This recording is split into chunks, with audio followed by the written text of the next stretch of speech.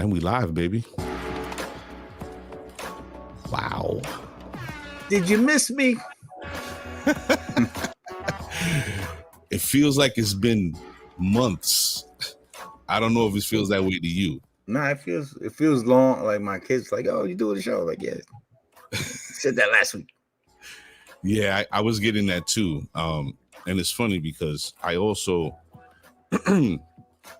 there's a lot of people that have started following the show that I don't know on a personal note. You know, between the two of us, you know, there's people that subscribe to the gram and whatnot and the Facebook that I don't know. And I feel like almost like not the criticism, but like, yeah, you guys are taking too long type, you know, vibe goes on and whatever. But I think people get impatient.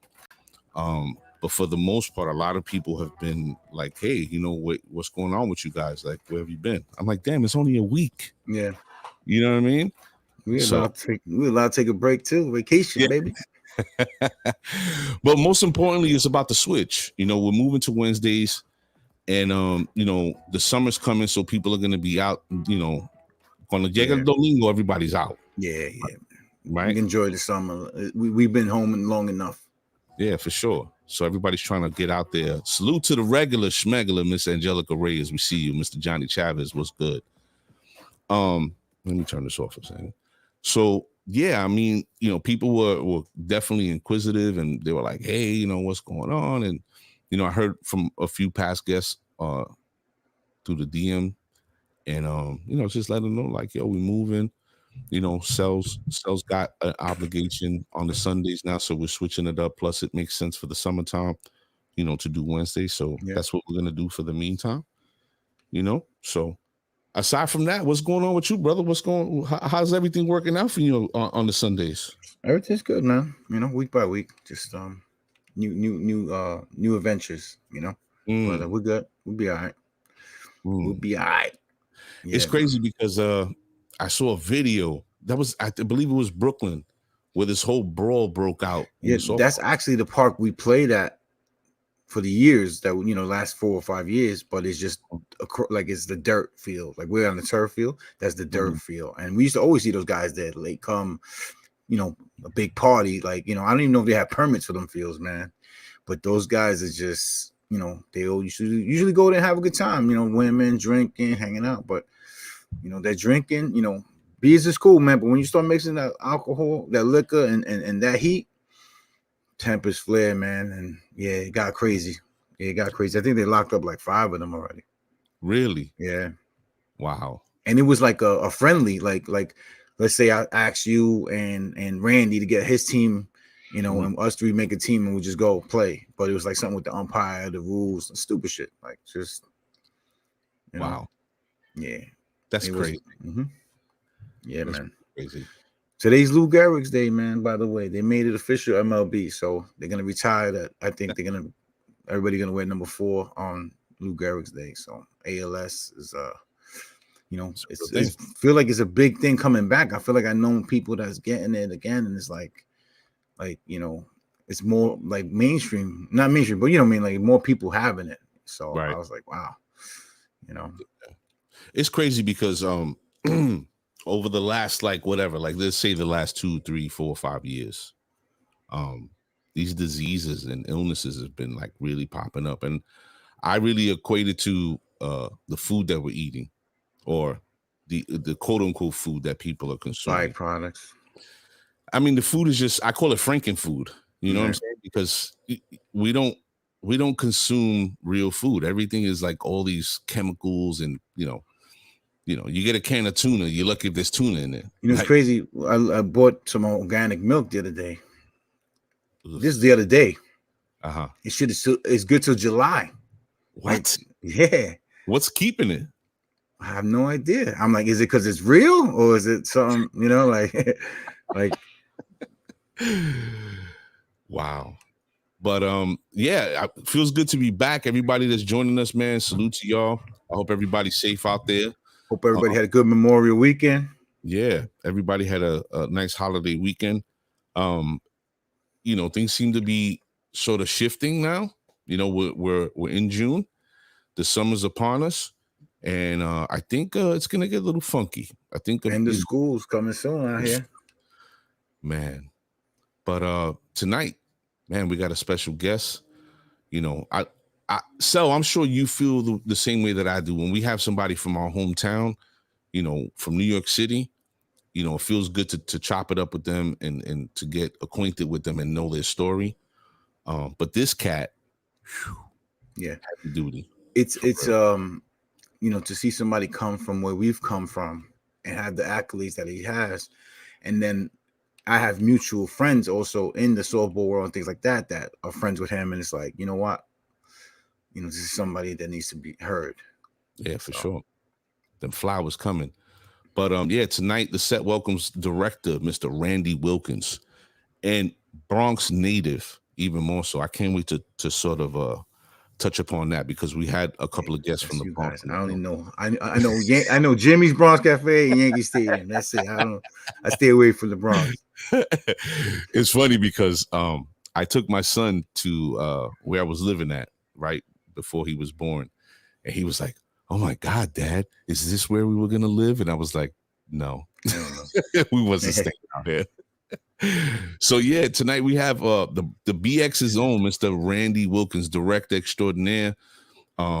He's an editor, he's a writer, but most of all, he's a creative force. And you know, this cat, you know, I think a lot more great work is going to be coming from him. But you know, we're bringing him to the set. We want to get to know him and know his story.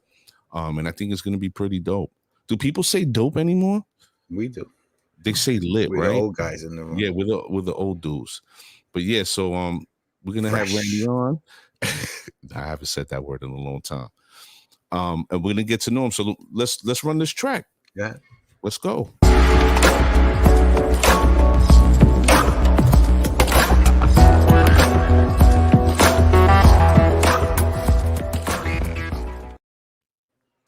Good evening, everybody. Welcome to the show. I'm your host, Mr. A, with my partner, Sally Song in the building. It's been a while, brother, right? Feels good to be back, though. And this is the set, 6145. Tonight, as I stated earlier, we welcome director Randy Wilkins. Man, so I was peeping some of his work. Man, you know, the mere fact that this gentleman is sort of under the tutelage, I guess is the best way I could put it. And shoulder to shoulder with Spike Lee, depending on how tall he is. You know, that's another, you know, notch because, you know, I worked in a video store during those days. And I remember when we first got She's Gotta Have It, looking at that and then watching the film and like, wow, this dude shot it in Brooklyn, right? Fort Greene Park, Albee Square Mall. I mean, Do the Right Thing was like, you know, that was heavy, classic. You know, legendary. The Malcolm X movie, the X movie, you know, seeing that he's reaching back and sort of, you know, I don't know if he's guiding him or whatever, but just the mere fact that he's working with this gentleman speaks volumes. So, but before we start the show, I just want to, you know, give a few words. About a month ago, we did a tribute show. We were supposed to have a Brooklyn icon legend from the hip hop world on our show, and unfortunately, he had succumbed to COVID.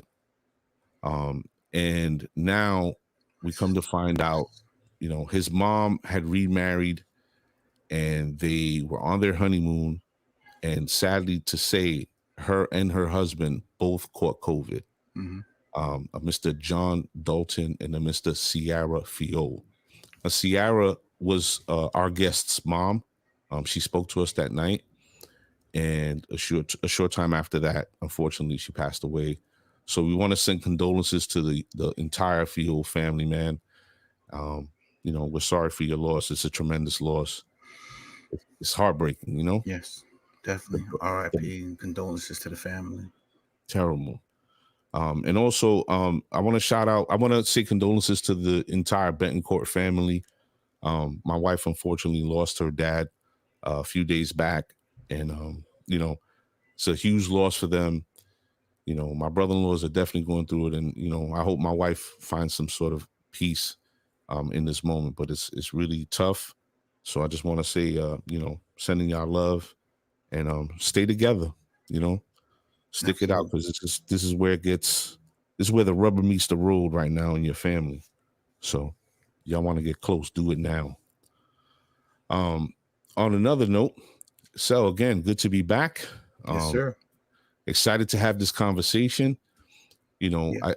I think there's a lot more things that we're going to be bringing up. We have our 1 year anniversary show coming up.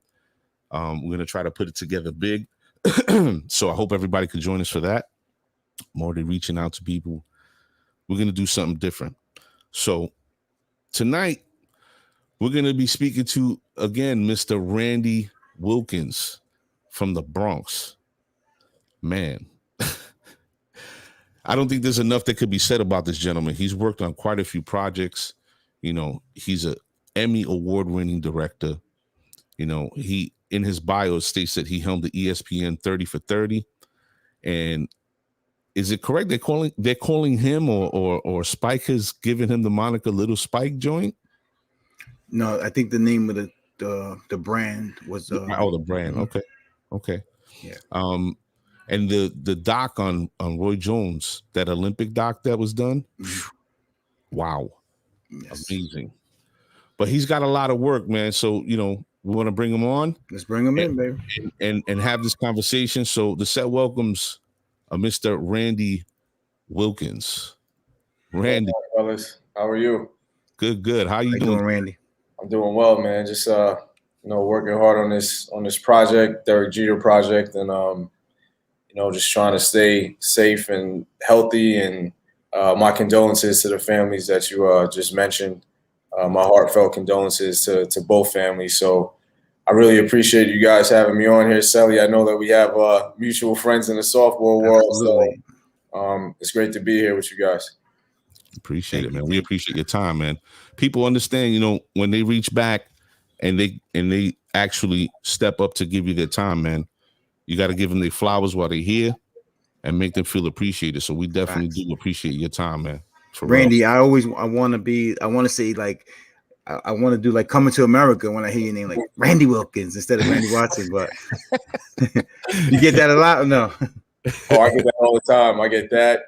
I get different variations of my name. So I'm like Randolph, Randall, this, that, you know, but my name's actually Randy. That's the actual name. So I get the sexual chocolate and Randy Watson and all that. So yeah. I'm used to it. It's all good. That's crazy. So Randy, you're from the Bronx, right? Yeah. We normally, when we have our guests on, we always like to start at the beginning so that the audience sort of gets an understanding of who this person is that we're speaking to. So what part of the Bronx is Randy from? And in what years are you growing up in the Bronx? Are you growing up during the crack era? I doubt it, right? It was probably the 90s. No, I grew up in the 80s. Okay.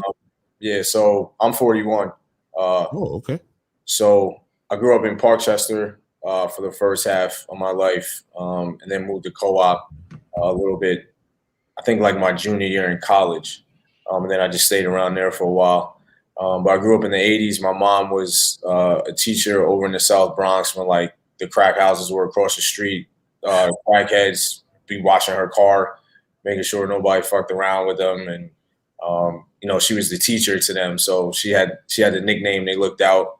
So 80s and 90s in the Bronx, in Parkchester, when they didn't have air conditioning, it was like 2,000 degrees in the apartments over the summer, so watching Transformers and G.I. Joe and all that, coming up on that. And then, being music box.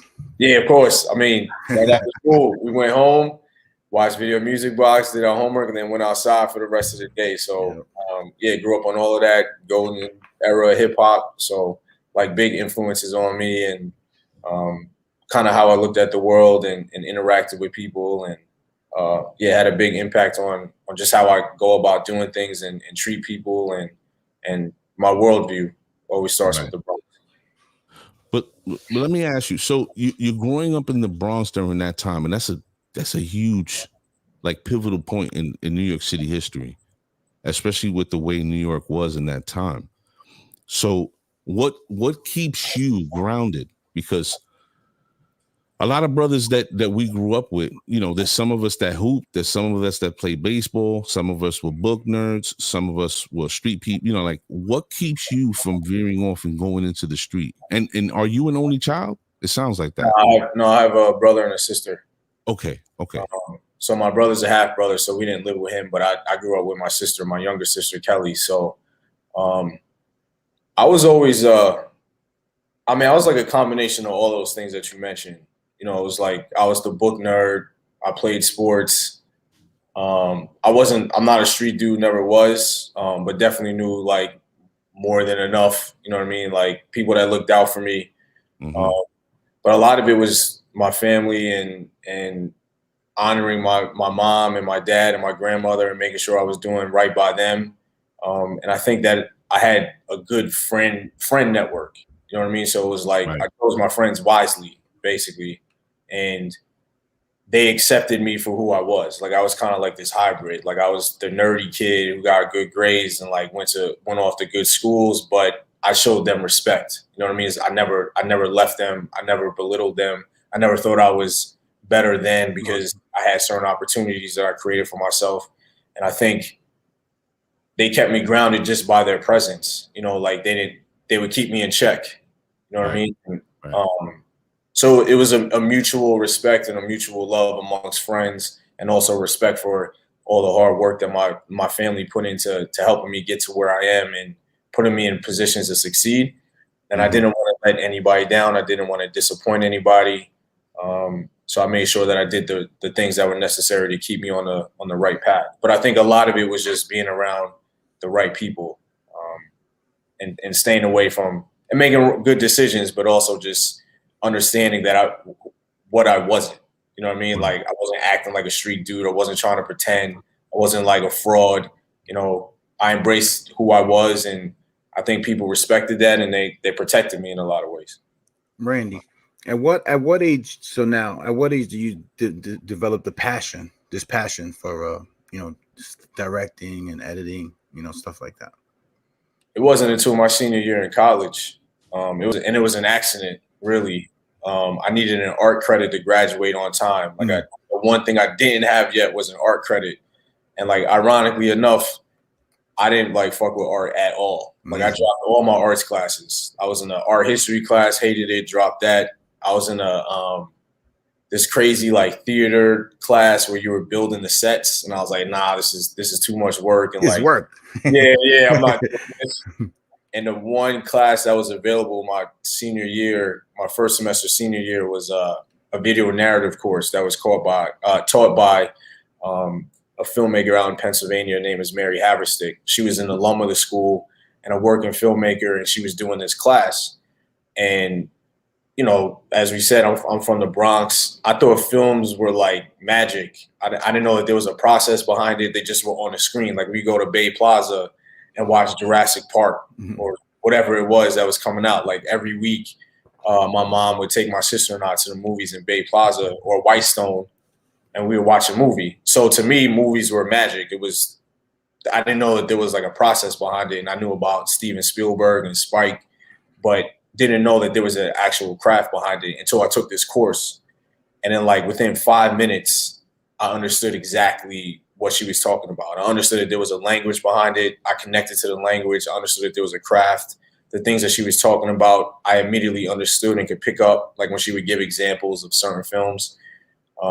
So it really didn't happen until my senior year.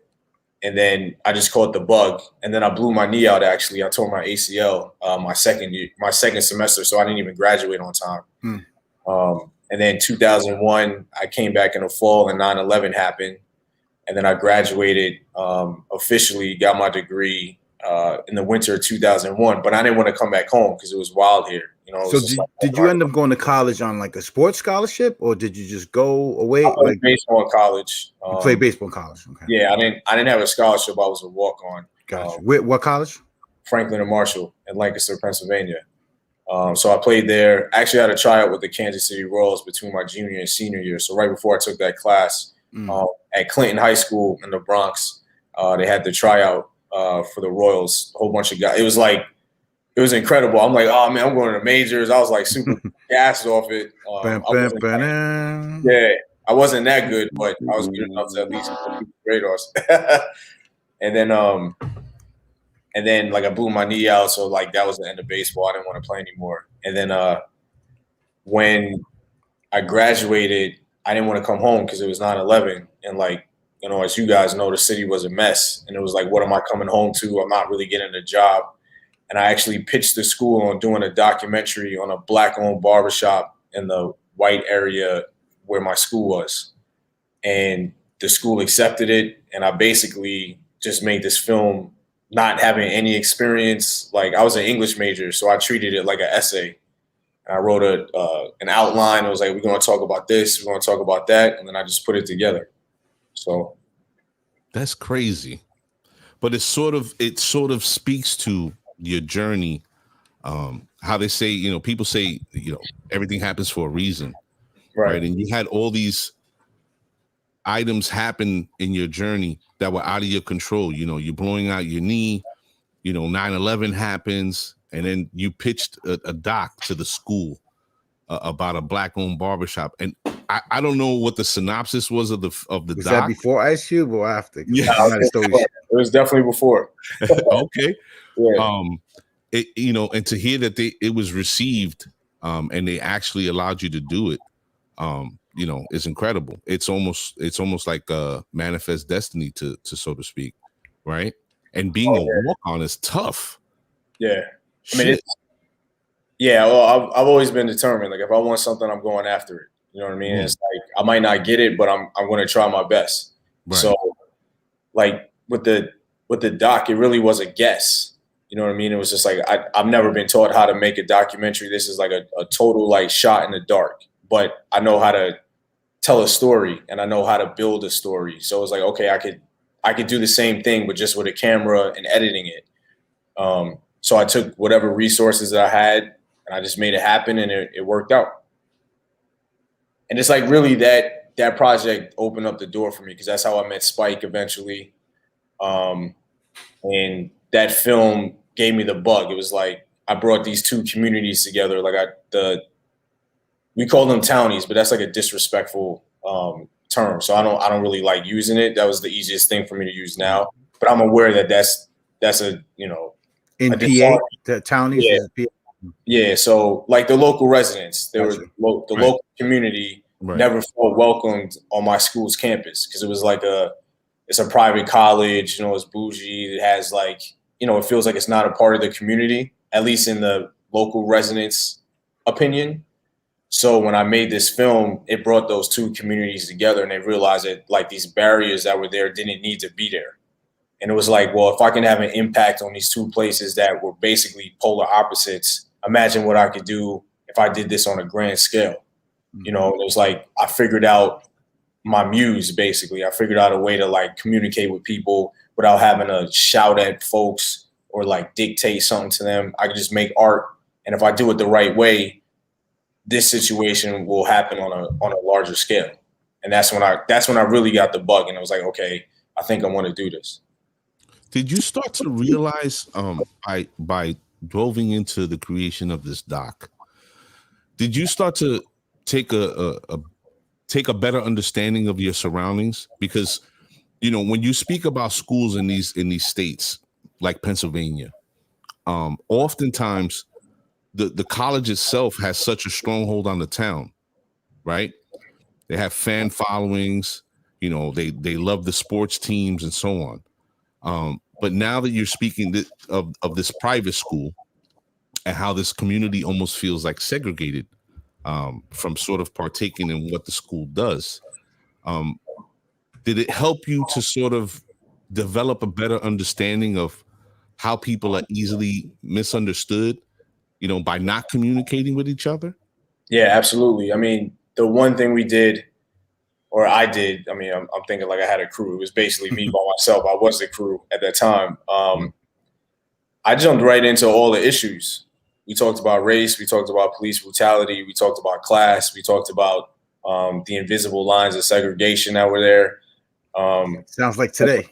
Yeah, exactly. I mean, I right into it because that was their experience. And for me, at the time, I couldn't necessarily put it into words, but I know what I do now just because I have enough experience. But it's always letting people tell their stories with their voice. You know what I mean? So I gave them the space to tell the story that they wanted to tell, and then I gave them the platform to do it. You know what I mean? So it's like I was totally open to go in any direction that they felt comfortable talking about. And it helped that I went to the barbershop and I knew the guys, so there was a familiarity. I knew their stories. I knew how the shop came about. But in that situation, it was really about tell me where you want to take this. Like, you know, if you want to talk about your issues at the local bar where they were like, they didn't want to serve you, let's talk about it. And then let's talk about why this was the case. You know what I mean? So like talking to them and hearing their stories, I had a better understanding of what their life experiences were. And it just gave me a larger respect for them, how important that shop is in the community, and these cultural spaces that a lot of us all depend on and sometimes we take for granted, and like the role that they play in our lives. So, you know, it's a barbershop, obviously we can all recognize its importance, but then the specificity of the communities that they're in and like how they capture the issues of the day in that community, how people overcome it or come together, protect one another, whatever it is. Yeah, I learned a lot. That was an important learning experience. Randy, I want to piggyback off what you're talking about. It's like a lot of the Asian, you know, like the bill that was passed for protection and things like that. You know, in the Black and Hispanic community, Chinese restaurants are huge. You know, in our culture. So I understand what you're speaking of. You know, with the barbershop. Yeah. I mean, it's all.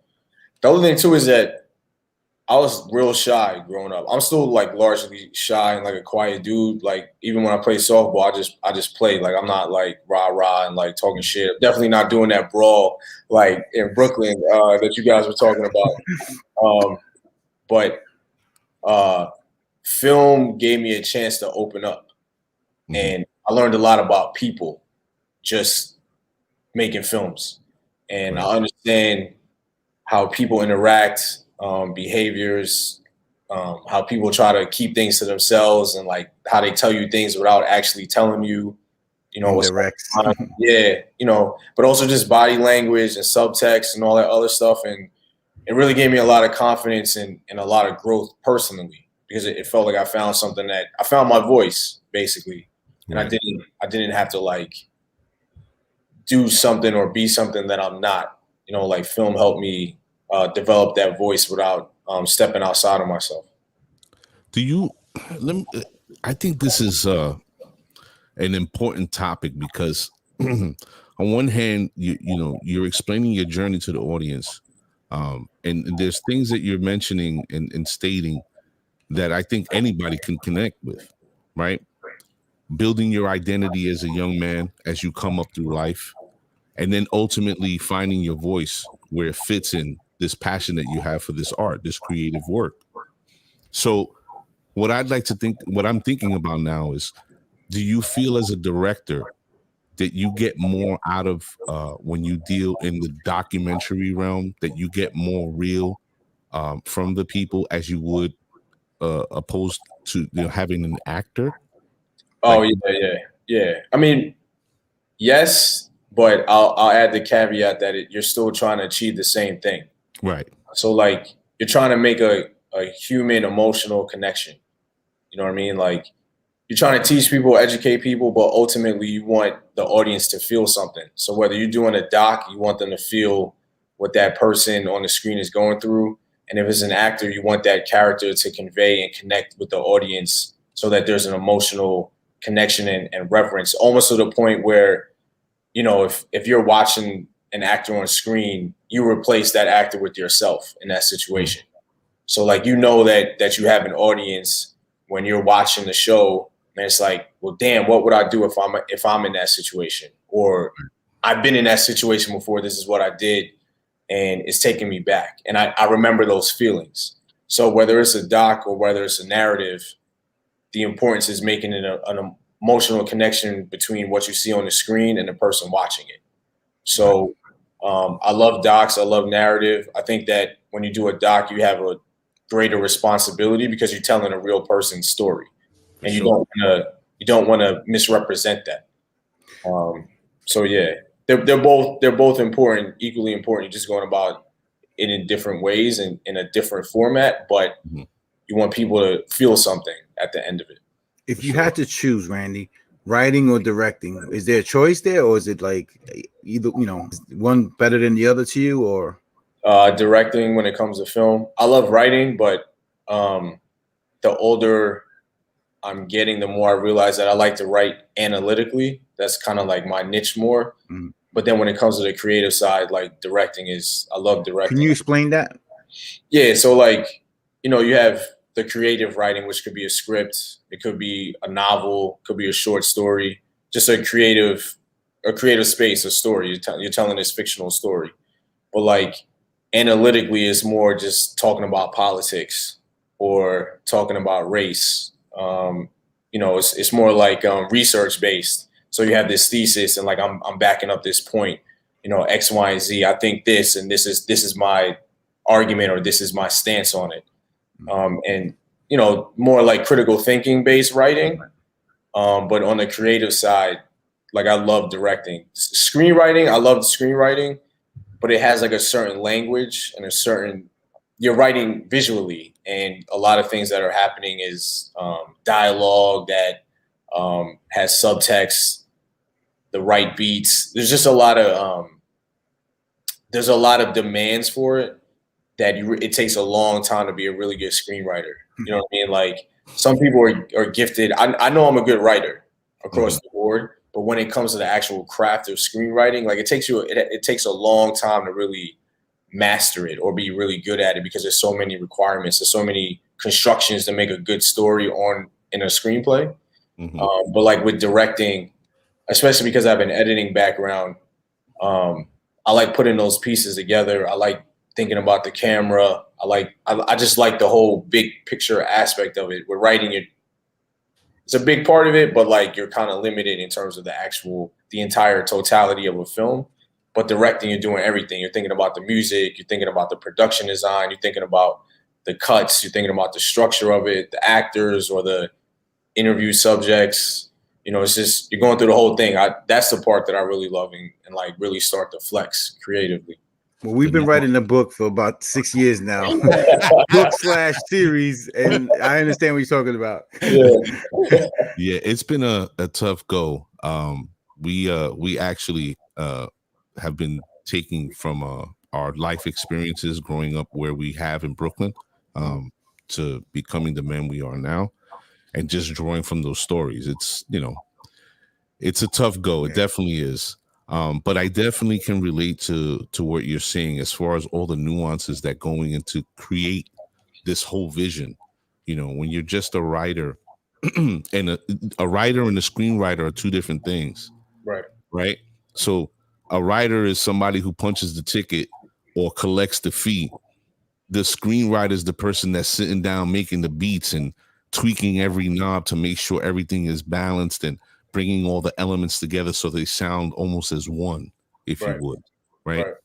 So going back to what you were speaking, as far as your experience in school, ultimately, how was that doc received? Well, I mean, it was a packed house.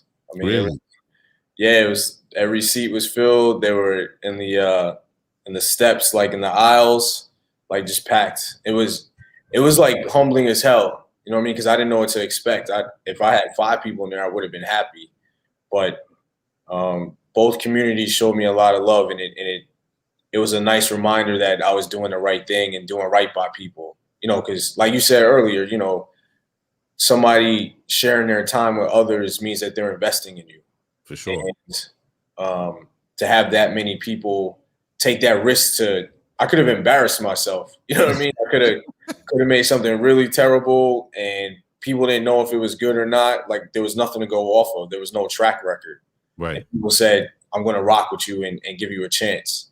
And I know that I satisfied it and exceeded expectations. So it was received well. And that was the day when I was like, I could do this. You know what I mean? Like I can I can do something with this. I was very naive about the craft and how hard it is, but that passion and that love was like really sparked that day, and that's what's kind of taken me through all of my experiences up until today. Wow. Brandy, from your listening to you talk, it seems like when you put something out, you put something for both sides. You're not one way. You're like, you guys over here, but listen to this group over here also, right? Yeah. So what's your take on like politics and sports, like Kyrie Irving, guys like that being, outspoken about it? How do you feel about it? I feel pretty strongly about it. They need to keep doing it. I mean, I just think that there's so much systemic racism in sports. I mean, we could talk about this all day. So I think that you came to the right place. Yeah, like for real. The victims of it, starting with the players and the people that are exploited, finally finding some agency to talk about it is incredibly important and impactful and necessary. So I'm pretty heavy on Twitter. And last year when George Floyd was murdered, I called out Major League Baseball on Twitter for taking 9 days to respond to his murder. And also called out the statement and saying that, you're talking about systemic racism in America when baseball is like the embodiment of systemic racism. Like there is not a more racist sport. And I love Major League Baseball. I love baseball and I love Major League Baseball. We grew up on it. Yeah. And it's like, but as somebody that played it, somebody that experienced it in different parts of the country, as somebody that like is an avid fan, it's the embodiment of American systemic racism, and to not acknowledge it is a problem. And then I just like went through all the reasons why and examples of where that takes place. And like MLB hit me up, PR guy hit me up, and like I ended up like building a relationship with them. But I felt like it was necessary. So when you see somebody like Kyrie or whoever, Marcus Stroman last night with the D-backs and the do-rag, that bullshit, people calling that out. I heard about that. I heard, like, I saw it on social media, but I don't know exact gist of that. Yeah, like Bob Brenly, who was the manager of the Diamondbacks. I remember him. Title. He's the Diamondbacks analyst, and they had a shot on Marcus Stroman, and he wears the do-rag when he's pitching. Mm-hmm. And Brenly said on air, that kind of looks like the same do-rag that Tom Seaver wore when he pitched for the Mets. And it was like unprompted, had nothing to do with anything. Like had nothing to do with the game. He didn't knock his hat off. Like you could barely see it. Right. And he like made a point to point it out. And it was clearly, and it was like clearly coded, and we know what he was talking about. You know what I mean? And it's like Marcus Stroman called it out along with other people, but like he brought attention to it. But the crazy thing that Marcus pointed out was, if he really talked about it, the media would turn it on him and make him look out like he was the bad guy when there's actual video evidence of what this man said. Mm-hmm. So there's still a long way to go.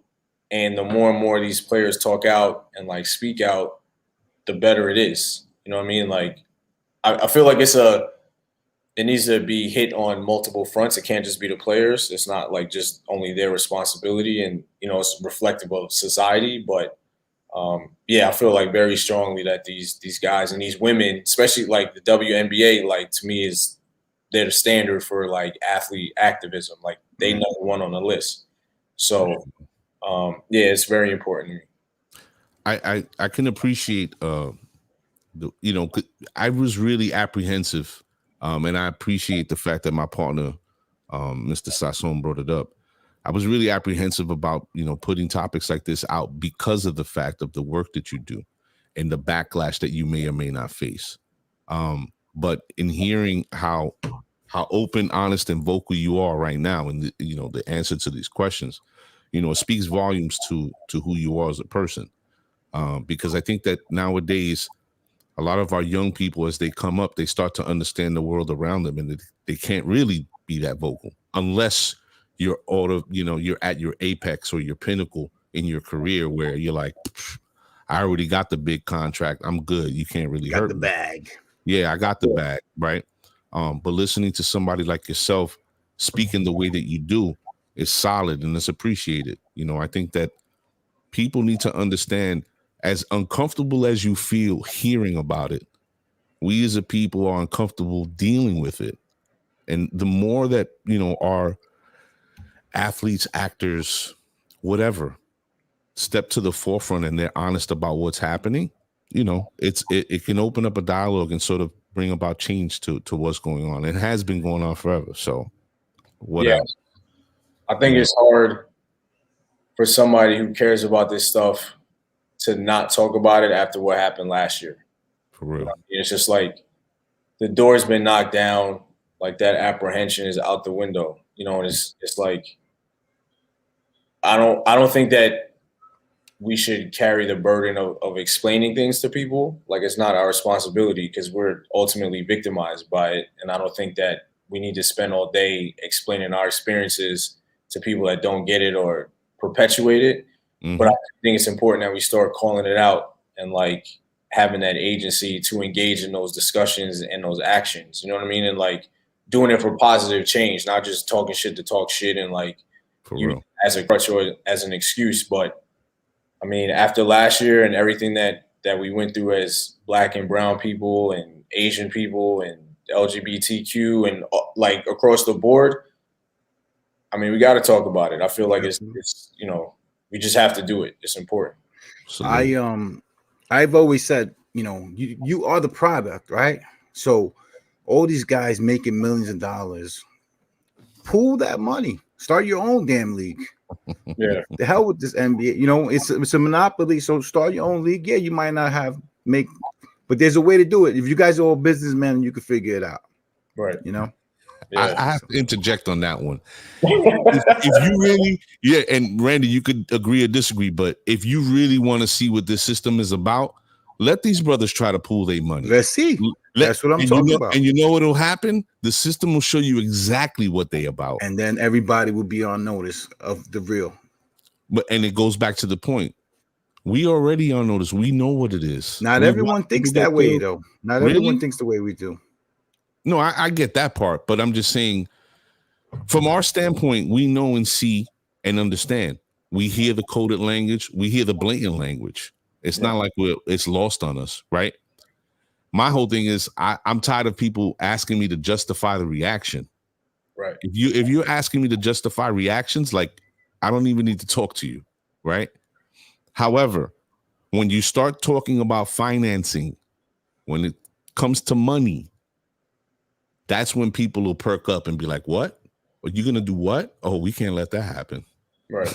And it's been through our history, not just investing and pooling money together. Well, that also speaks to the picture. Black Wall Street and all that. Yeah. Communities or us standing up for ourselves and social justice groups that have come together where the system bucked them back. Like, oh, yeah, this is legal now. Well, guess what? We're going to make it illegal so you can't use it. Yeah. You understand? Yes. You guys, have you guys seen Exterminate All the Brutes? No.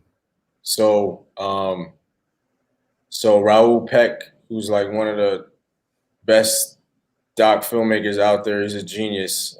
He did I'm Not Your Negro on James Baldwin. Mm-hmm. Yes, sir.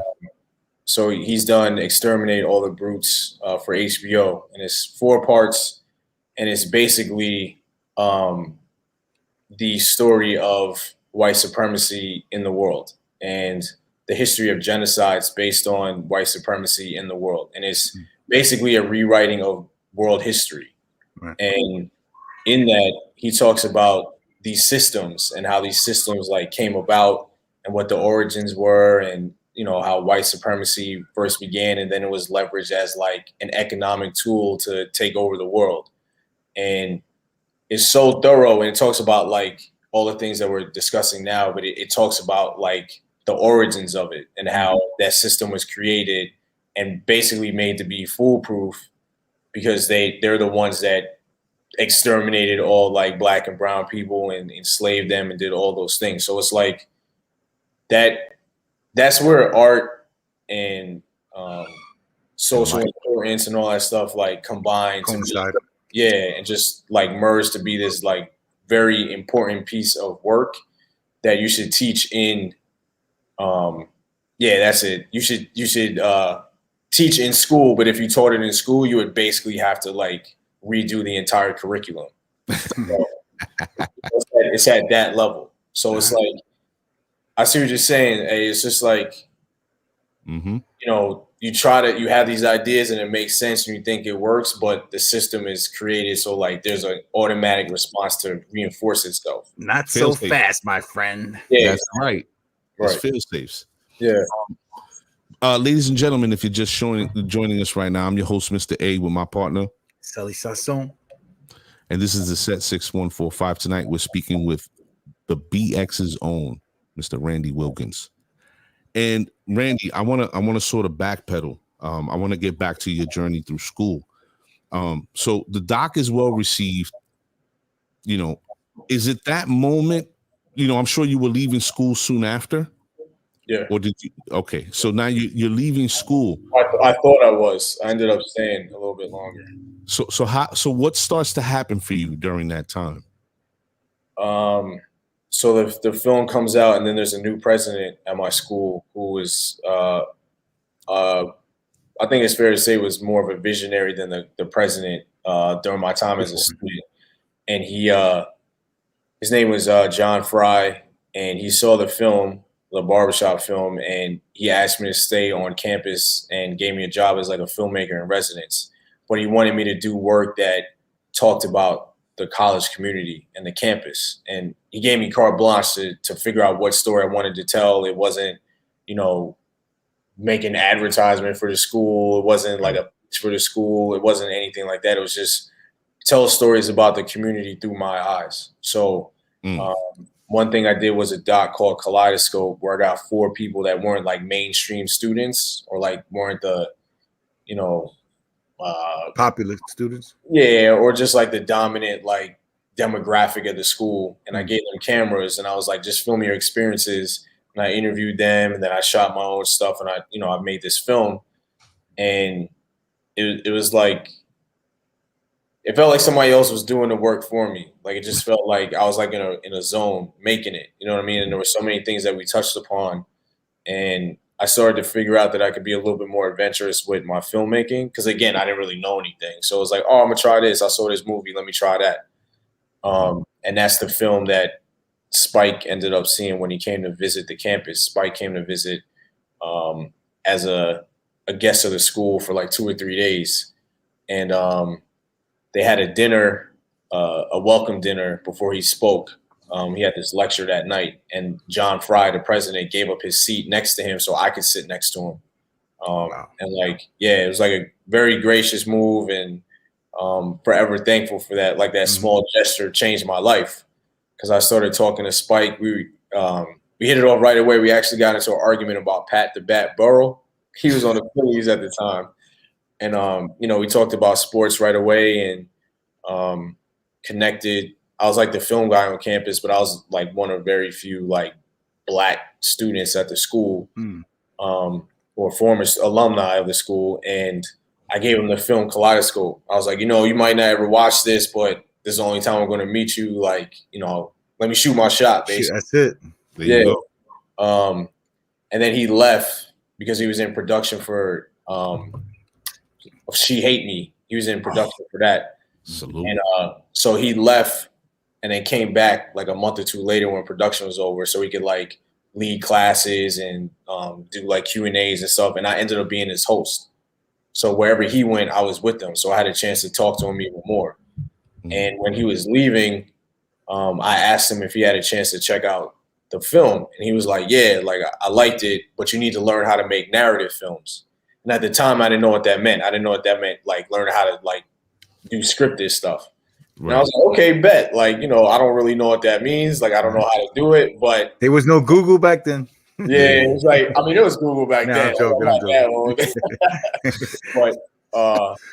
But I was like, I don't give a shit. Like, Spike Lee gave me advice. Like, not that many people can say that they got that. And I was like, okay, bet. So he goes, well, if you want to learn, I'll give you a recommendation to go to NYU Film School. And I was like, bro, you can't be serious. Like, this is like the best film school in the world. Like, what are you talking about? And he was like, well, if you want to take me up on my offer, here's my email. Let me know like in the next day or 2. And Let you know right now. Yeah. I was like, yo, I'm good, man. I'm good. Like, I'm done. We in, Spike. Yeah, but I thought he was bullshitting me. So he sends me he writes the email down, and I write an email to him. This was like when they had like 2-way pagers and all that shit. So he had a 2-way, and I emailed him right away. It was more like, yo, is this bullshit? Like, is this a real email, or did you like, gas me up? And I tell everybody that. And then like 10 minutes later, he responded. He was like, let me know about NYU. It was nice to meet you. And then I was like, oh shit, this is like real. Like, this is a real thing. Wow. And then I took him up on it. The deadline had passed too. So I had to I spent like a whole week like trying to bust his application out. There was mad requirements for it. And I got it in. He gave me the recommendation, and they waitlisted me. I didn't even get in right away. I had to spend the whole summer like begging them to like get me off the wait list or like knock somebody off or some shit to like get in. Did you see who recommended me? Yeah, I was like, what the fuck is going on here? Like, this is Spike. Come on, do the right thing. Yeah. So, it took me a summer, but I appreciate it though, because it was like, all right, now I'm going to come into this hungry. Mm-hmm. So it was like I was insulted by it, because not just because of the recommendation, but it was like, y'all had me wait this long and there was really no explanation for it. And they told me somebody got sick and like didn't come to the school. And it was like, that's not what happened. You know what I mean? Like, bullshit. Whatever it was, I was like, okay, I'm hungry. Like, when I get here, I'm going to prove myself and show that I belong here. Like, whatever hesitation you had, I'm just going to like completely remove that from the equation. And that's exactly what I did. Like, I was super hungry when I got there and earned their respect immediit. You know what I mean? Spike, what is this, Spike? This guy got no resume. Right. It was like, who's this random dude? And it was like, all right, well, I'm going to show you now. Like that baseball player, that competitor, that like Bronx upbringing. It was like, okay, it all came out, and it was like, all right, well, if that's how you feel, I'm going to show you now. Like, I'm going to shut you up. I'm going to embarrass you now. I'm going to like prove myself. So I took that with me, and I had a great experience at NYU. Actually, it was amazing. It started off rocky, but incredibly appreciative for that experience, and became my foundation for learning how to make films. You know what I mean? Like, that's where I learned that it was a craft and how much work is required to excel in this. Wow. I think it's I'm listening to this story right now, and the only thing that I keep hearing in the back of my head is, young people, especially our young people, you have to seize the moment. You have to not only seize the moment, but then you have to put in the work. And not only that, but you have to exceed expectation if you're really about it, right? And it's so important that when we get an opportunity, that we go above and beyond. Certain people, sometimes it comes too easy. It almost seems like, it's supposed to be that way. And they fall back like, oh yeah, I'm a natural at it. Like, this is supposed to, no. You have to really jump in head first with any amount of, opportunity that comes about and kill it. Right. And you coming in under Spike's name is just incredible in and of itself. And listening to the part where you say, yeah, well, you guys, waitlisted me. Now I'm going to make you respect me. I'm going to show you this work, and that speaks again to who you are as a person. Going to NYU under that sort of veil, he's coming in, this guy's, he's going to think he just got it made. But it sounds like you went in there and you was like, yeah, I'm going to show you what's really going on over here. Right. So now you go through this experience in NYU. You're there for what, 2 years? No, I'm there for 5 years. You really? Oh, wow. Like, that's that shit is no joke. It's 3 years of classes, and you have 2 years to do your thesis film. What kind of bread are we talking about? Bro, I'm still Spike, you got me into this mess. I need President Biden to start cutting student loan, man. I'm definitely I got some debt. I have some debt, but it was worth it though. You know. Right. Oh, for sure. So you do Jesus, 5 years. Yeah, it's crazy. That's dedication, brother. Yeah. That is serious dedication. So you do the 5 years. Now you come out. Make it sound like jail time and shit. You did Yeah, the 5 years. Come home. I did my bid already. So do you come out and hit the ground running? Like, what is happening for you in that moment? Like, how do you start making your way? I started working with Spike. So while I was at NYU, I basically was going to a second school, a second film school, really. So I started working on Inside Man and When the Levees Broke, and started working on a bunch of like major projects where I was learning how to be a professional while also learning how to be a director and learning my craft. So, you know, I had this debt, but I also had these amazing jobs that a lot of people didn't get. So it like balanced itself out. So my thesis film ended up on HBO. So that gave me some recognition, but I just kept working with Spike and learning under one of the greats. And when I had time, you know, I was still making my own stuff, but a lot of my time was really just working under Spike and making my way up. I was on the editorial side for the most part. So I was an assistant editor, and then as the years went by, I ended up becoming one of his editors. I was a camera operator on Miracle at St. Anna, so I lived in Italy for 4 months. And when you were talking about food, I was like, I know what that means, because when I was in Italy, man, I had the best food ever, but it was fresh. It wasn't like Frankenfood or nothing like that. It was like actual food. Yep. And so I just worked my way up, and whenever I had a chance to do my own work, I did so. I did a web series with my girlfriend Elgin that did pretty well, and I tried to balance working so I had money, obviously, but also not losing myself and not just creating a career where I was always with Spike, and that was like the extent of where I got. Right. You know, I wanted to your identity. Right, exactly. So, and I leveraged my time with Spike to get more directing opportunities. So like the 30 for 30 short that I did on Roy Jones for ESPN, I got that because I pitched myself to producers who were in the editorial room with me while we were working on a doc for Spike.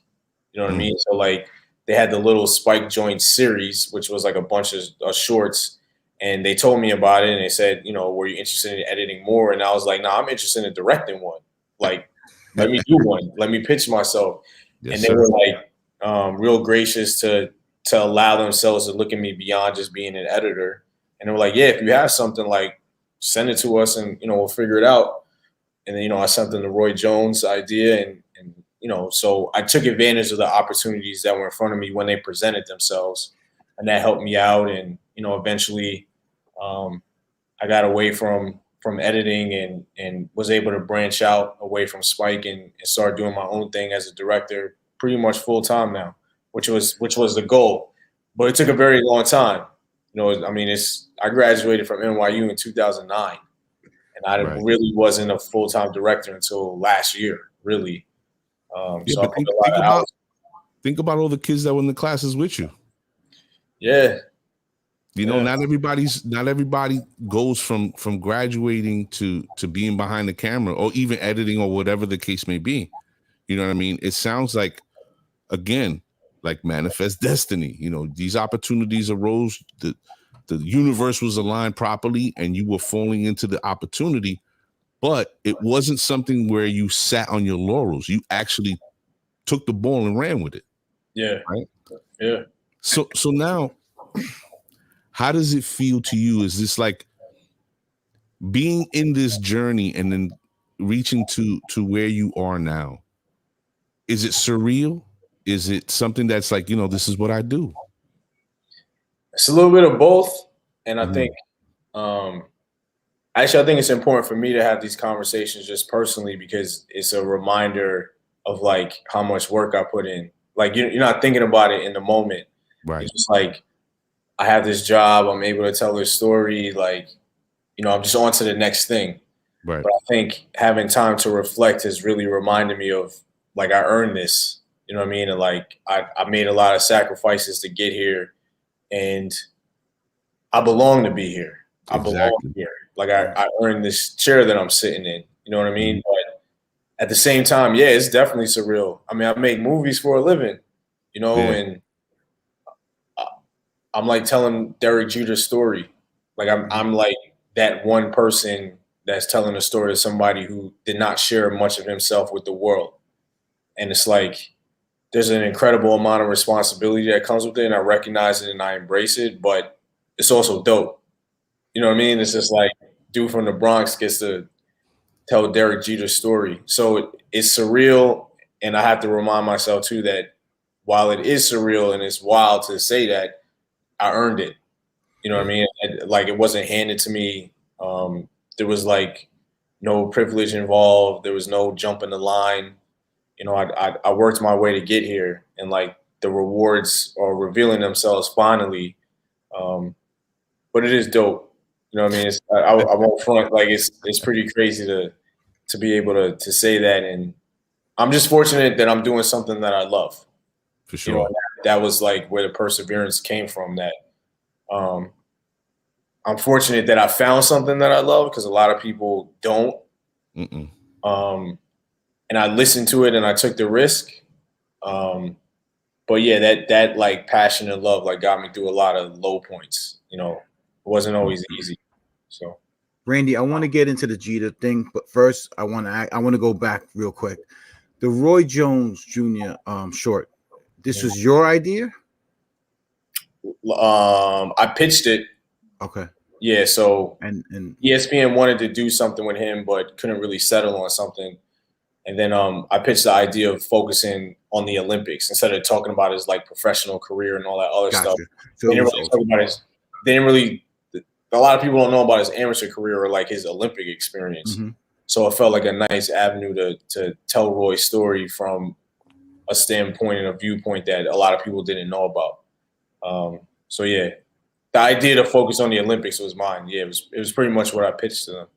So you've done this work, and now how does this come about that you get the Derek Jeter, the captain story? So where are you? What are you doing when you get the news? Yeah. Well, I can't say too much because I don't know how much they Absolutely want no. to wrap. Whatever you can divulge, we appreciate. I will say that Spike endorsed me. Like Spike said, I think you're the guy to do this. They want to tell this story, and I think you're the perfect guy. Besides me, of course, me being Spike, he already had a commitment. Right. So, and they wanted to make this happen, and he was like, "You're my guy. I think you can do this. I think you're the perfect guy, and I think you're at the point where you can take on this story." So he pitched me, and had interviews and made a good impression. And I think all that work that I had done up until that point, like really put me on their radar and showed what I was capable of doing. And when I got the call, I was outside my girlfriend's building, and it was like kind of like nonchalant in telling me, but I was also like, holy shit, like almost. Is this Spike bullshitting me again? Yeah. I got the call from the producer, who also did The Last Dance, so like a real heavy hitter. And you're an avid Yankee fan also, right? Oh yeah. I got season tickets and everything. Like I'm in the building. Born and raised in the Bronx, filmmaker, falls under Spike Lee by cosmic alignment. Yeah, right. Does all this work under him. Boom, this guy's telling the captain story. I mean, come on. Yeah, it's crazy. It's crazy when you put it that way. But but it's real. Yeah. Right? And they told me, it was like, yeah, Derek wants you to do it. He's like super happy with you. And I was just like, this is wild. Have you met him yet? On Zoom. Because COVID and all that stuff. Yeah. But I'm supposed to at some point, like when the schedules line up, go down there and just chill with him for a little bit so he gets brain. But yeah, it was crazy. It was wild. It was like, man, I can't believe this is happening. You know, it's like, I mean, that's crazy, man. I proud of you, man. That you deserve it for sure. you. All accolades. I appreciate it. The moniker of the show is Real People Telling Real Stories. And to come back off this short little hiatus that we went on to hear this story and speak to this gentleman. Ooh, I told you I like speaking to people from my hometown. Yeah. I just do. It's just different. You know what I mean? There's a different sort of connection. And I think that gives way to a comfortability to have such an exchange that people really make a connection, right? Because your story is their story, their struggles, triumphs, their failures, and so on. And everything that goes around on in our world, you know, is relatable, right? So a gentleman like yourself sharing a piece of your life in such a way, it just, man, it's incredible. It really is. And it's also telling how you've been able to keep yourself grounded. You know, you don't come off Hollywood. I guess the best way to put it, right? Not at all. Like I'm not at all. Like I you know, as I've gotten older, I don't really believe in humility. I think that's like make other people feel better about themselves. Doesn't really do anything for me personally. But in the same vein, like I just happen to make films. Like I'm no different than anybody else. Like I play softball like Selly does. Like Sam, our mutual friend, like like a big brother. I don't OG. Yeah, I don't. Everybody has an experience, and I respect that.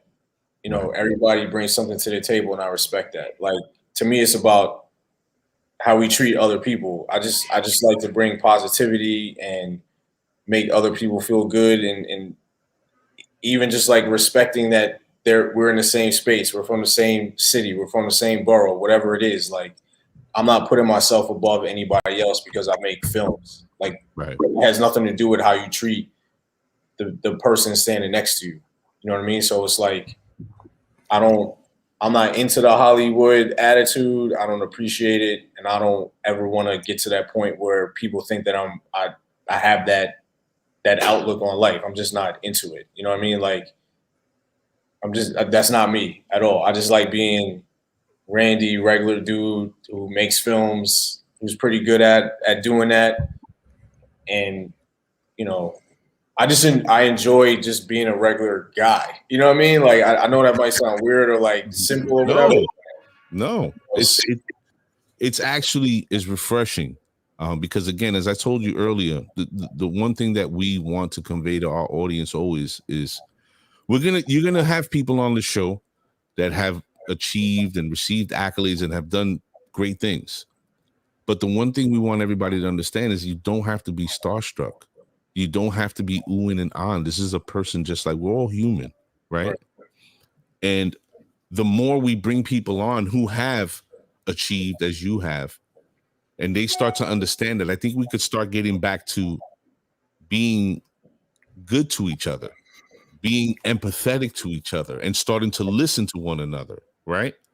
You know, we have too much reality TV bullshit and twerking and, you know, everything, you know, you look at society as a whole is just gone crazy right now. But a gentleman such as yourself, we've had a producer on Minnesota Money Boss. We had author Al King, and he's about to be a filmmaker now. We've had cinematographers. We've had everything. We had MLB players on here. The one thing that's all carried true for all of them is that they are not special in that they feel they have to put themselves on some sort of pedestal, right?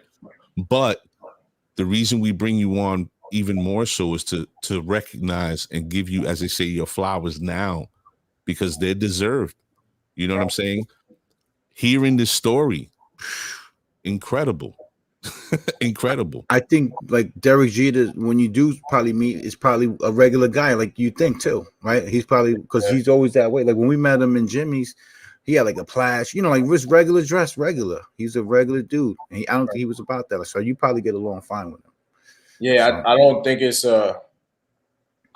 a coincidence that we're telling this story together. Right. Mm-hmm. You know what I mean? Like the more research and the more we dig into a story and who he is and learning more about him through those close to him, I just think it makes sense that, you know, we're the duo like telling the story. And obviously there's a team behind it. Like I don't want to make it seem like it's just me by myself, but The camera and shit. yeah. Yeah, it makes I think it makes sense. Like I think the personalities align, you know, and there's no ego on either side. Right. You know what I mean? Yeah. All right, who's the asshole you don't ever want to work with again? Nah, good people though. Man, well, there's one person. Who is it? Nah, we ain't gonna do that. We ain't gonna do that. Okay, let him go. Let him go. Yeah. There's one person that I don't have to work with this person again. It's just Yeah, there you go. It's hold on. Pontevix brings you time to blow up the Pontevix moment. Yeah, no, I'm not gonna say who it is, but all right. It's not somebody. It's somebody in the fashion world. It's like not even somebody that will like do it ever again. Just Kim like Kardashian, that bitch. just not a good person. You know, like all the things that we've talked about.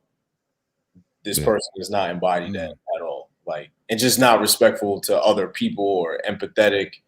You know, just bad vibes.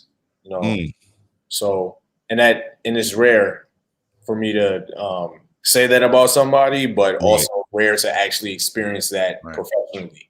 Like it's well deserved. Yeah, person. Yeah. He earned it. Oh, it's a he. Yeah, we're narrowing it down. Let's go. Yeah, so he owned it, and like my feeling on it was shared by everybody around him. So it wasn't even like, you know, a personal experience. It was just bad. You know what I mean? Yeah. I find I've worked with PR people a lot, and the PR people I worked with did fashion. Mm-hmm. So overly inflated views of themselves, I guess is the best way I can put it. So I totally can relate to what you're saying. I happened to be in the office one day when Eva Longoria came in, and she was with this guy had a fashion show. He was a bald-headed, he was on ETV, bald-headed dude with glasses. I forget his name. But I'm standing 5 feet from her. I swear to God, she looked like nothing. Mm-hmm. Like it wasn't like, oh shit, that's Eva. I was like, yo, who's this little Spanish boy? For real, yo, for real. She went to my college in Texas. Oh, she went to your school. Yeah. Oh, Yeah. But PR people, like, not a good look. I mean, I've been fortunate. I haven't really come across many of those PR people, like where they make your life difficult. So I've been fortunate. Also, I'm not always in a position where I need to speak to them because that's not really like the responsibilities of my job. Right. So I have heard some horror stories, but yeah, it could be very hit or miss. You can experience it. Okay. Yeah. Randy, you're going to experience that as you grow in your career, you know, because your career is definitely on a trajectory of going there, right? So you're definitely going to experience that at some point or another. Go ahead, Spike seems like he gets a bad rap, but it seems like he was genuine with you and did great things with you. So, you know, what do you say to those people that, you know, shit on Spike, like my man right here? No, I'm just kidding. Spike definitely gets a bad rep. You know what I mean? Like, he's a regular dude. He's a regular Brooklyn dude. He's at the Knicks game right now. Don't worry, he won't hear us. Yeah. He's probably gonna lose though. So yeah, for real. It might be his last game. I'm out.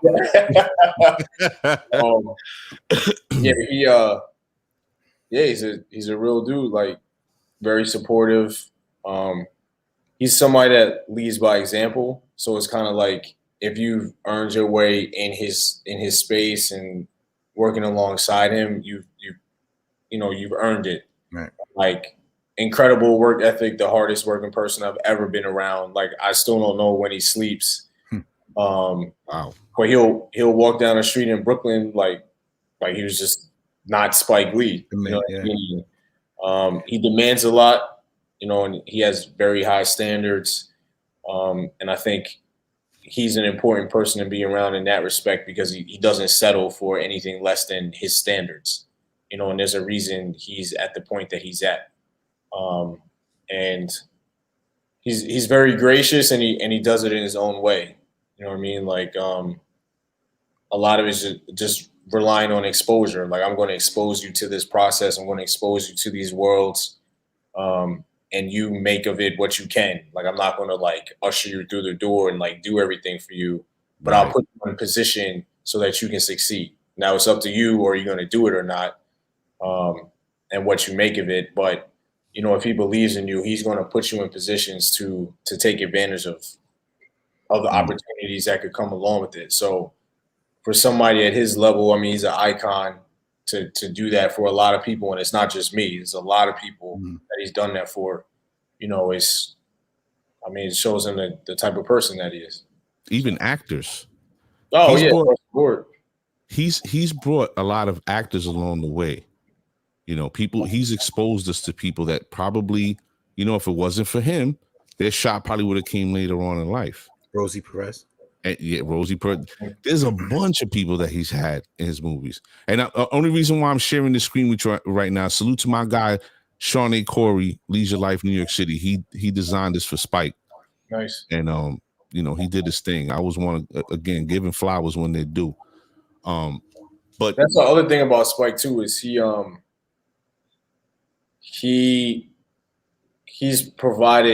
he's used his platform or extended his platform to help out a lot of people in different arenas. Like, I know the very first film that I edited for him was Sweet Blooded Jesus. So that was like his Kickstarter film back in 2013.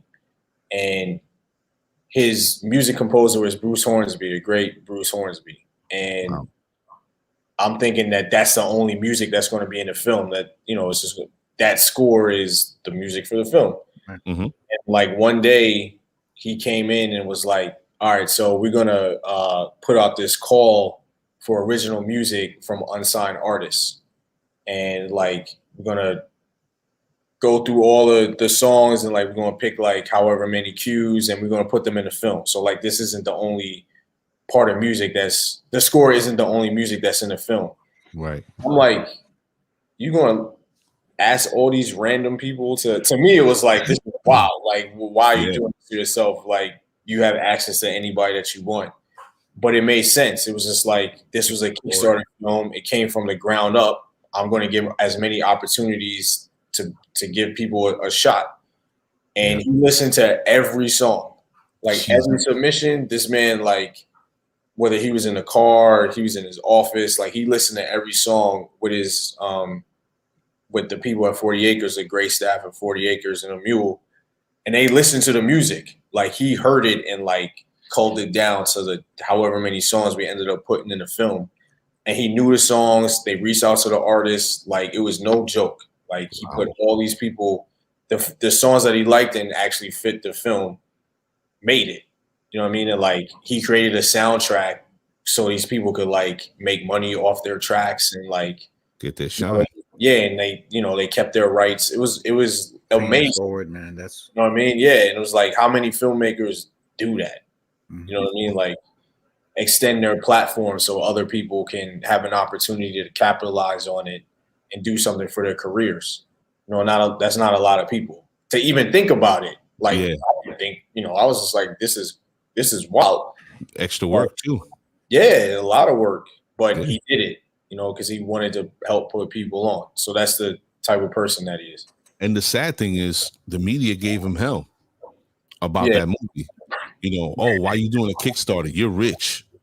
Right. I watched the interview. He was like, why are you worried about what I'm doing?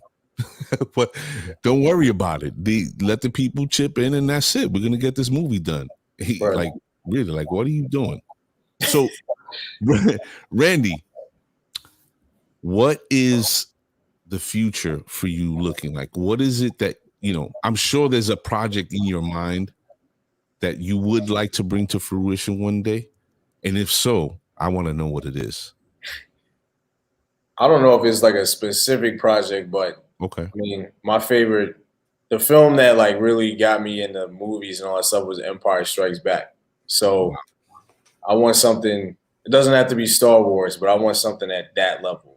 Like, where people just go on this wild journey and can imagine and, you know, enter a different world. Like that's what brought me in the movie. So I want to do like a high level, big time, big franchise type film and Sci-fi. sci-fi or animation, whatever it is, just something at that level. You Like know, a series. series film, like just something at that level. You know, it's Because just like the Star Wars Luke, he did it the way he did it, right? Like he did the 4, 5, 6 first. right.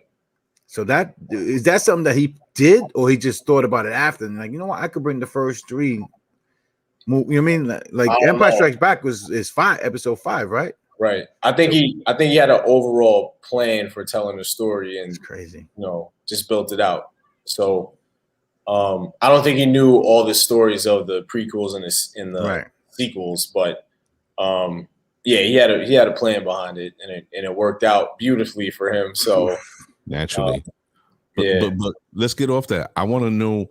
So you're saying something to the level of a blockbuster level, like a blockbuster level, like a major production where it's just like, you know, yeah, want that bag, baby.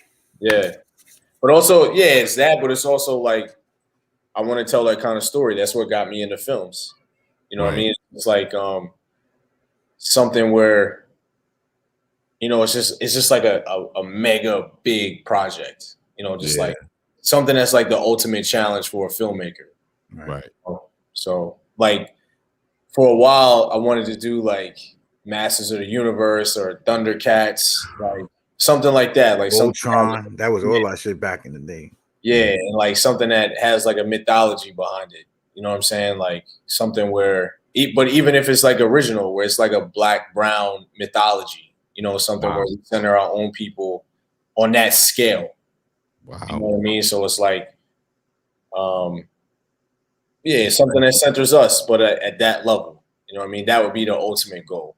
So like have a blockbuster with black and brown and Asian folks and just like all of our communities represented and like centered in that. El Cuco. We all know what that is. There's actually, I'm glad we're having this discussion. There's actually a book that was written by Maya Angelou's son. And coincidentally, my friend, Mr. Shawnee Corey, the creator and curator of Leisure Life, was the one who recommended that I read it. It's called Standing at the Scratch Line. I don't know if you've ever read it, but that book is written. So it's one of those books that when you read it, you find yourself in that moment. Like there's a part in the book in the opening where this gentleman is from the bayou in Louisiana, and they're describing him riding along in like a skiff and describing the surrounding areas and the heat and the mosquitoes. And the way he wrote it, you just feel yourself on the bayou. And then he becomes a soldier and he's talking about the snow hitting his face over in Germany, and you're in that moment. That story, and it's I believe it's 2 books.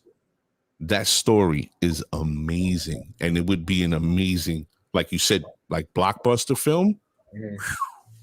Amazing film that would be.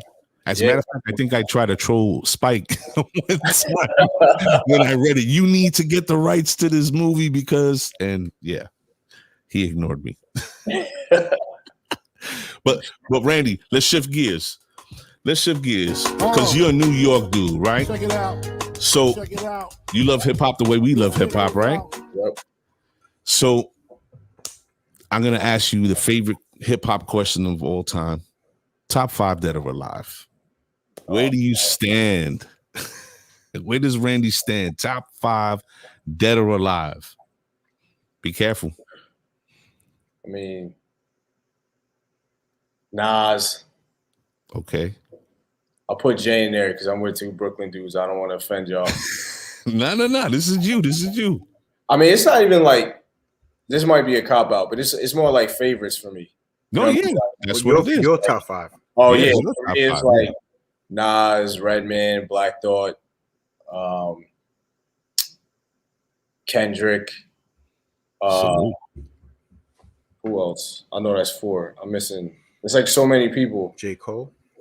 Nah, I don't mess with J. Cole at all. J. Cole puts me to sleep. Like, Really?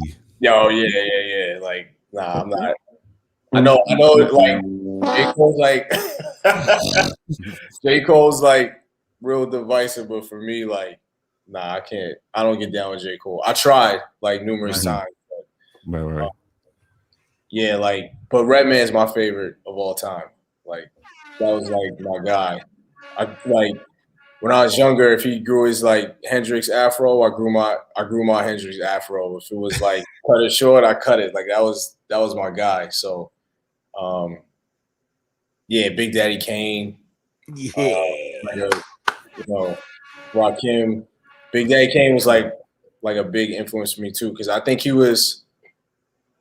was like the first cassette that I bought.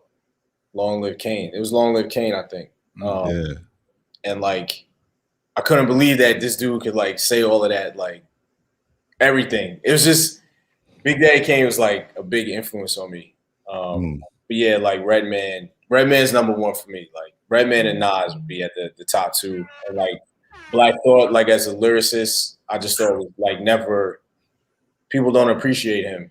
Nope. You know, it's just like and Doom. I'm wilding. MF Doom.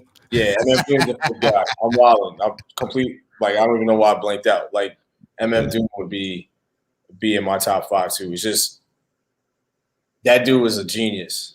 Like Definitely a genius. So yeah, that would be my top 5. I just can't understand how you said Big Daddy King first and then Rakim. I don't mean it disrespectfully. No. They're neck and neck. Yeah. I don't know about all that. Who wins in a battle, Randy? Who wins in a battle in their prime? Wow. I would say Rakim. Thank you. If you in the club, who you want to listen to? Oh, Big Daddy Kane, of course. We're not talking about club. We're talking about battle. Right. Well, the same thing with Nas and Jay-Z. People hear Jay-Z in the club. You ain't hearing Nas in the club. Yeah, so we've been having this argument since high school. if you can't tell. Yeah. And I would go with Rakim in a battle. Right. So we've been having this argument since high school. And of course, Big Daddy King did have the major party records, definitively. Right. Rakim had some versatility where he had party records, he had message records, he had a gamut. But Big Daddy King was more the party dude. Now, we come to find out that Rakim did on Not Let the Rhythm Hit Him. I forget the name of the song, but he actually recorded a verse going at Kane. Because somebody, it was in an interview sometime last year. Mm-hmm. Kane got word that it was happening, picked up the phone, and was like, listen, I don't want nothing with you. I respect you. So that kind of ends all that. That ends it. That's Take a sip, brother.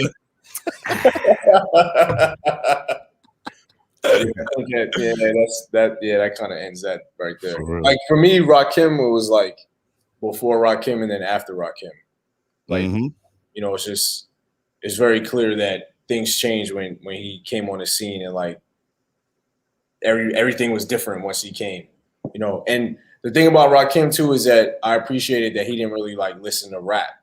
You know what I mean? Like he was jazz inspired, and it was just like he took another musical genre and applied it to his time and his music and his art form. You know what I mean? So it's just like I don't know many other MCs that were able to do that. Like where you didn't hear the music every day and then could create this style. Like he just took it from a completely different musical genre and applied it.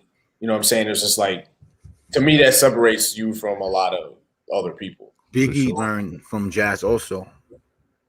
Yeah, Biggie learned from jazz also. Mm-hmm. Yeah, and like I played drums in high school, so like I was in a jazz band, short lived, but I was in it. So like when I hear those stories, and I know what that means, like immediately, like how that influences how you approach like just making music in general. You know what I mean? And like I give extra credit when you can do that, when you can like merge those two things. Yeah, we've seen a lot of great hip hop pioneers, if you would, lift from jazz. I mean, you had Guru do it. A lot of Tribe on their second album. Right. You know, there were many artists that lifted from it, but there were those that really stood out from the rest. And I think that, you know, Rakim, you know, his moniker is the God MC for a reason. And if you listen to his lyrical, his composition, the message inside the messages, it just, you know, it's just different. Way different on some other level. That's why I love Black Thought. You know what I mean? Like, they were a jazz band basically that did rap and then, you know, transitioned into it full time. But like Black Thought was like an instrument with the rest of the band. You know what I mean? It's just like even their second album, like when they were, I mean, he was scat. You know what I mean? It's just like this dude's rhyming and he's scatting at the same time, and it like works. Yeah. You know? And then, you know, how his voice inflections, how he changed the like syllables of words and, you know, everything. It's just like he was different. He's different, you know. For sure. We spoke about it before on the show with the Capital Punishment album with Big Pun, right? Yeah, Pun's another one. Like, well, the Pun. Oh man, we can go down that rabbit hole. The point that we were making, we're speaking to Minnesota Money Boss from Money Boss Players. He produced Pun's I think 2 or 3 songs on his first album. He has a body of work that's incredible. But when speaking to Pun's sort of album, you know, I said not a lot of people have a record with Black Thought. 1, would dare get on a record with Black Thought. 2, or Black Thought would even think about performing with them or doing a song. You know what I'm saying? Because Black Thought is that cat. Right. And a lot of people fail to recognize that man's ability. Whenever he's like a feature on somebody's album or something, I'm like completely thrown off. Like, it's like, damn, like how'd you get Black Thought? Like, I know Benny the Butcher had a Black Thought feature, and I was like, okay, they made it. You know what I mean? Yeah, like, sure. That's a stamp. For sure. Like, if you got Black Thought, like, you made it. Like, you earned your respect. Randomly thinking, if we're having a discussion just about hip hop in and of itself, none of us are going to run off 5 Black Thought features. It's kind of tough to do. Right. Just, you know what I mean? Right. Yeah. So, but man, salute to Black Thought. And Redman's catalog is incredible. Love Redman. For real. Yeah. So, Randy, our future plan is for a blockbuster, correct? Yes. Standing at the Scratch Line. Pick up that book. There's 2 parts, but Standing at the Scratch Line is the first. It's about this thick. It is an amazing read. Amazing. That book will give you your blockbuster. Almost guaranteed, brother. It is that amazing. You know what? I got the right path, bro. That's what we're gonna send it. I'm gonna finish it. I'm gonna send it to you. Yeah, we're gonna keep working on that. We're gonna send that to Randy, and he can sort of critique and be like, "Hey, listen, guys, this is what you need to work on. Burn it. Start all over." Yeah. Stick to podcasting, buddy. Ladies and gentlemen, if you just joined us, it's sad to say that we've reached the end of the show. But before we go, I just want to say, man, salute Randy, salute to you, man, and everything that you're doing. And I look forward to more work. I look forward to this Jeter doc.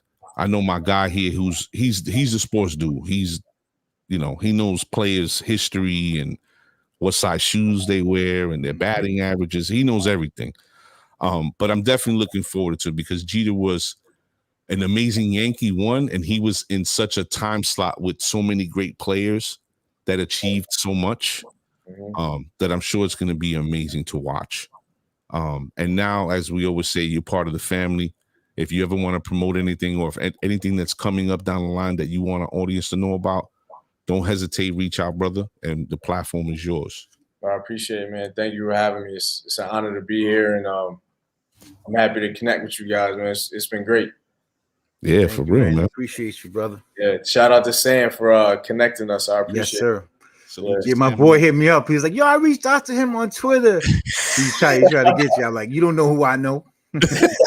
Salute to our brother Sam No Graham, yo, for real. So Randy, Can you wait in the green room? We're gonna close out the show. Yeah. All right, ladies and gentlemen. Thank you, bro. Thank you. Randy Wilkins. Randy Wilkins. Yo, Randy Wilkins, everybody. Yo, see, again, real people telling real stories, man. Yes, sir. I love when people come on and just, you know what I'm saying? Mm-hmm. Super relatable, yeah. right? Humble, down to earth, no shiny shit, no funny shit, like solid brother. Yeah. Yeah, salute to Sam No Graham, man. We appreciate you, brother. For sure. And salute to my son fools, Josiah and Asa, and my sister Cindy, who's watching the show. I see you too. Ladies and gentlemen, man, stick with us. Our 1-year anniversary show's coming up. We'll be back next Wednesday. As you know, you just got to sit and wait for the promo to see who's coming through. But I'm sure Cell is going to be something special, right? As always. Yes, sir. We're working on it. So, ladies and gentlemen, I'm glad you all came back. And we'll be seeing you next week. All right? Stay safe, everybody. Let's run this track.